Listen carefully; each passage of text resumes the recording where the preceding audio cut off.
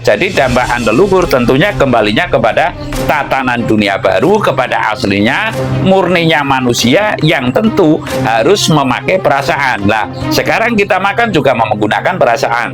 Kita nyopir juga pakai perasaan, ya. Kita berjalan juga pakai perasaan, kita ngomong juga pakai perasaan, kita apapun kita harus memakai perasaan. Lah, lalu sekarang kita tidak dituntut menggunakan atau tidak dianjurkan menggunakan perasaan, namun dituntut manut karo catatan.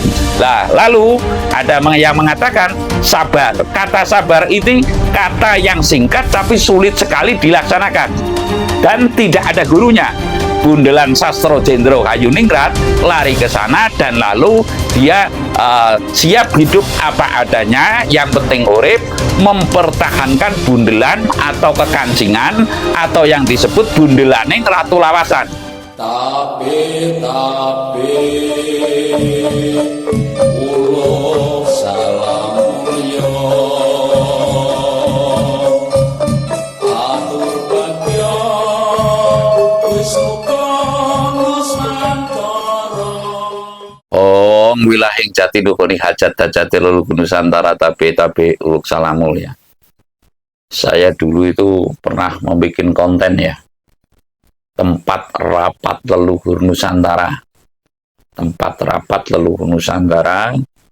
Yang rapat apa? Rapatnya rapat hari kepanggilan nasional. Nah, saya tidak tahu kalau di sebelah selatan Pulau Jawa itu ada Pulau Keling ya. Namun di situ saya mendapat keterangan dari Wisikaning Kang Sukmo bahwa tempat rapat leluhur Nusantara itu adalah di Pulau Karangkeling. Nah, secara kebetulan itu ada Pulau Keling. Pulau Keling itu ya lebih cenderung dikatakan Pulau Christmas. Tapi awalnya adalah Pulau Keling menurut catatan sejarah. Nah, saya baru tahu juga setelah saya membaca. Saya dikasih tahu sama anak angkat saya, Mas Anam, bahwa memang di sebelah selatan Pulau Jawa ini ada pulau namanya Pulau Keling. Nah, petunjuknya adalah Pulau Karangkeling. Artinya saya tidak ngarang-ngarang, namun kasunyatan. Nah, untuk kali ini juga saya akan menyampaikan sambungannya daripada tempat rapat leluhur. Tempat rapat leluhur Pulau Karangkeling, sepulang dari sana, tentunya ada titik-titik tertentu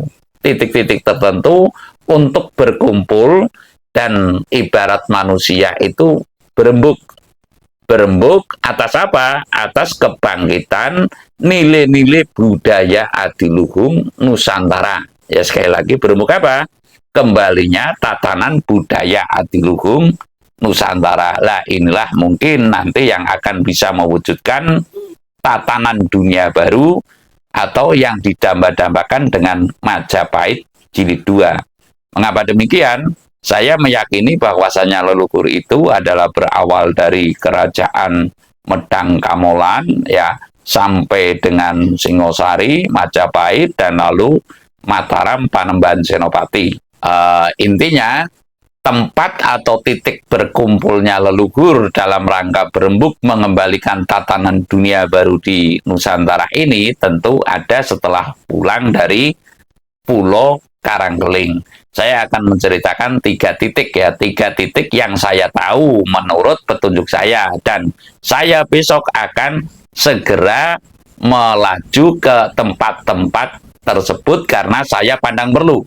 Mengapa perlu? Karena antara laku itu lahir dan batin. Sekali lagi, laku itu ya laku lahir, ya laku batin.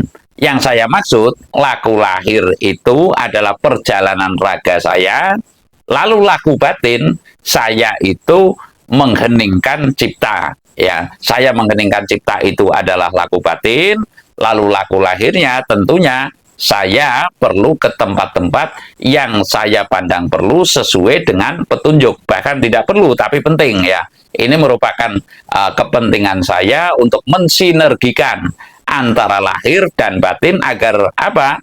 Betul-betul tata lahir saya juga melakoni, tata batin saya juga melakoni lah. Ini pun saya memberikan rujukan tentunya kepada para siapapun yang mendambakan kembalinya tatanan dunia baru ini, tentu perlu restunya leluhur sebelum menggapai ridho Tuhan Yang Maha Esa atau ridho Allah ya. Sebelum menggapai ridho Allah tentu perlu restunya leluhur lah. Dalam rangka mensinergikan laku lahir dan laku batin, saya akan melaju ke 3 tempat itu. 3 tempat yang termaksud adalah 3 tempat untuk berkumpul dan berembuknya untuk menggugat apa? Kembalinya tatanan adiluhung atau budi pekerti di Nusantara ini, tidak melihat suku, agama, dan ras. Yang penting menungsa itu atau manusia itu harus berperi kemanusiaan, ngukur rasaning liyan kaya dene ngukur rasaning diri pribadi. Umpamanya manakala kita berbicara ibaratnya terlalu keras umpamanya gitu, atau memanggil nama Tuhan terlalu keras, lah ngibadah itu harus pakai etika, ngibadah itu harus pakai estetika. Lah pantaskah yang demikian? Lah ini namanya hukum rasa, perasaan atau rasa rumangsane urip. Lah jadi dambaan leluhur tentunya kembalinya kepada tatanan dunia baru, kepada aslinya murninya manusia yang tentu harus memakai perasaan. Lah sekarang kita makan juga menggunakan perasaan, kita nyopir juga pakai perasaan ya, kita berjalan juga pakai perasaan, kita ngomong juga pakai perasaan, kita apapun kita harus memakai perasaan. Lah lalu sekarang kita tidak dituntut menggunakan atau tidak dianjurkan menggunakan perasaan, namun dituntut manut karo catatan. Sekali lagi, tidak dianjurkan untuk menggunakan perasaan, tapi dianjurkan bahkan dituntut untuk menggunakan catatan. Lah kita harus umpamanya kita mempelajari H2O. H2O itu apakah kita mungkin kuadrat kita akan makan kuadrat? Faktanya kita kan yang dimakan adalah nasi, yang dimakan adalah makanan intinya. Lah kita sama juga yang kita hirup adalah udara ya, walaupun keterangannya H2O dan sebagainya ini adalah secara teori, namun secara praktek walaupun tidak ada keterangan H2O tetap kita bisa hidup menghirup udara dan kita bisa makan. Lah artinya kecenderungannya kepada praktek, bukan teori saja. Lah rata-rata sekarang itu pada teori saja. Banyak sekali orang yang hafal dengan catatan, namun prakteknya itu tidak dilaksanakan. Contoh, praktek. Kita dianjurkan untuk beramal ya. Beramal atau memberi atau nulung kalau istilah Jawa. Kita dianjurkan untuk nolong kalau istilah Jawa. Lah, kata nolong ini atau tulung ini adalah satu kata, namun sesungguhnya sulit sekali untuk dipraktekkan. Lah ini diantara peribadatan itu kan menolong sesama. Lah sekarang banyak orang berbicara mengamal ya, amal. Namun ketika beramal dia itu akan medit atau pelit. Nah ini yang tidak sesuai antara perkataan dan perbuatan. Bukan berarti saya benci, namun kita introspeksi secara sesama. Lah lalu ada yang mengatakan sabar. Kata sabar ini kata yang singkat tapi sulit sekali dilaksanakan dan tidak ada gurunya.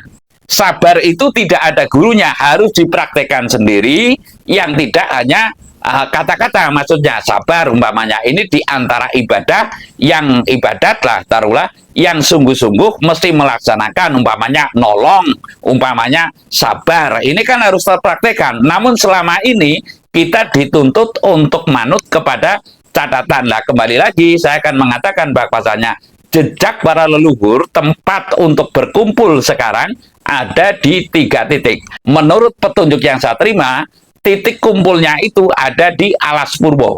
Alas Purwo itu ya di Banyuwangi sana. Dan saya juga pernah ke sana. Ini besok saya akan ke sana yang ketiga kalinya. Di antaranya ke Goa Istana dan ke Sedang Muncar gitu sajalah. Lah lalu titik yang kedua ada di Gunung Bromo. Dibaca sendiri, mungkin dalam literasi juga ada. Gunung Bromo, menurut saya Gunung Bromo itu adalah pelarian kaum Majapahit tatkala Majapahit diruntuhkan oleh Demak Bintoro, orang yang punya gegebengan atau kekancingan ya. Gegebengan itu ya bundelan. Bundelan Sastro Jendro Hayuningrat lari ke sana dan lalu dia siap hidup apa adanya, yang penting urip, mempertahankan bundelan atau kekancingan atau yang disebut bundelaning Ratu Lawasan. Lah bundelan Ratu Lawasan ini yang saya maksud, nanti saya bikin konten tersendiri, adalah bundelaning jangkaning dewa kang wis aweh wangsit. Saya meyakini ada di sana, dan di sanalah berarti Brahmana Nusantara yang sejati ada di Gunung Bromo, dan lalu kegaibannya berada di Gunung Papandayan. Sekali lagi, kegaiban jin setan pri prayangan ini Banaspati. Apakah jin setan pri prayangan ini tidak boleh bertobat? Ya, menurut saya jin setan pri prayangan juga boleh bertobat. Terbukti ketika zaman Nabi Sulaiman, setan tunduklah kemana? Setan yang telah tunduk dan membantu Nabi Sulaiman, apakah tetap akan di neraka? Tidak mungkin. Menurut saya tentunya ada pintu-pintu tobat yang dari neraka masuk ke surga menurut kepercayaan tertentu. Menurut saya, yang setan yang semula belum sampai ke kasampurnan akan bisa masuk ke kasampurnan atau diterima di sisi Tuhan Yang Maha Esa karena telah mendukung orang yang soleh, kalau kata Pak Kiai, atau orang yang bertindak kepada kebajikan, yang memuliakan sesamanya atau ngewong atau memanusiakan manusia, ngewongke wong gitu loh. Lah ini hal yang perlu diketahui oleh kita seksama, dalam artian saya mengajak kepada kaum spiritual ya, walaupun kemarin saya mengatakan break sejenak, namun kenyataannya itu petunjuk selalu datang.